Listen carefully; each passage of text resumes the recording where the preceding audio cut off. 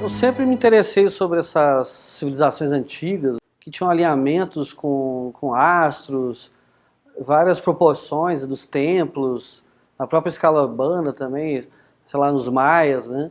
Às vezes tinham cidades, né, dentro da cultura maia que eram alinhados como se fosse uma constelação refletida na Terra. Egito também, as próprias pirâmides. Isso a gente vai ver em várias civilizações, né? Eu sempre achei muito interessante isso, né?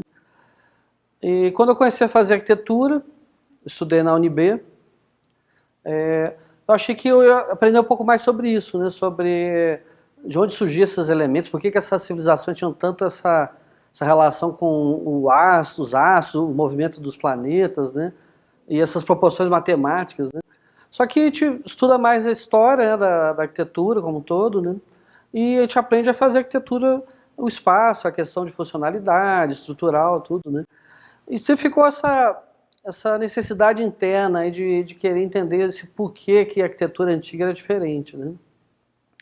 E a sensação que eu tinha é que a nossa arquitetura ela estava sem alma, tinha faltado algum elemento, e que essas culturas tinham.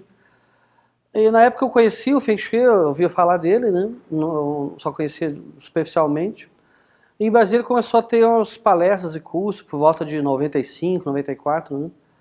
E eu comecei a fazer, a primeira palestra que eu fiz, eu lembro que eu achei interessante, mas fiquei um pouco frustrado, porque eu achei um pouco superficial, deu uma impressão de ser algo, um tipo de esoterismo muito superficial, né, sem profundidade. Mas eu comecei a estudar mais, eu fui atrás de livros, na época eu comecei a fazer filosofia na Nova Acrópole, filosofia de maneira clássica, né, então estuda tanto filosofia ocidental como oriental, e com isso me ajudou a entender mais a Confúcio, né, Lao Tse, a tradição chinesa como um todo, né, o I Ching, também entrei em contato com o I Ching. Na época também comecei a fazer uma arte marcial chamada Nei Kung, que ela é toda baseada nos princípios de Xing, que são os mesmos princípios do Feng Shui. Então nisso eu comecei a ver ali muito conteúdo profundo, né? E eu voltei a estudar mais o Feng Shui. Teve outros cursos, comecei a fazer todos os cursos que apareciam também, né? Tudo que é formação. E eu comecei a fazer esse link de novo com essa tradição. Então eu comecei a ver que por trás dessas técnicas, por trás dessas atitudes do Feng Shui, do sistema do Feng Shui, tinham conhecimentos milenares. E estava toda a filosofia chinesa aplicada ali. Então eu comecei a entender mais os mais, os astecas, né, que eles não estavam querendo fazer simplesmente como muito reportagem fala, eles tinham uma mania por matemática, eles tinham uma mania pelos astros. Não, eles entendiam que a natureza tinha um ritmo, tinha proporções, né, tinham vibrações, frequências, e que essas culturas entendiam isso e simplesmente eles dominavam esse processo e faziam sua arquitetura, seu urbanismo com proporções e ritmos que tinham harmonia com a natureza como um todo, certo? E isso era usado inclusive na própria vida moral, na atitude das pessoas ante a vida, né? Um conhecimento profundo, certo? Eu comecei a agregar esses conhecimentos Feng Shui nos meus projetos de arquitetura, né? E comecei a ver que deu uma qualificada muito boa, os clientes davam muito feedback positivo, né?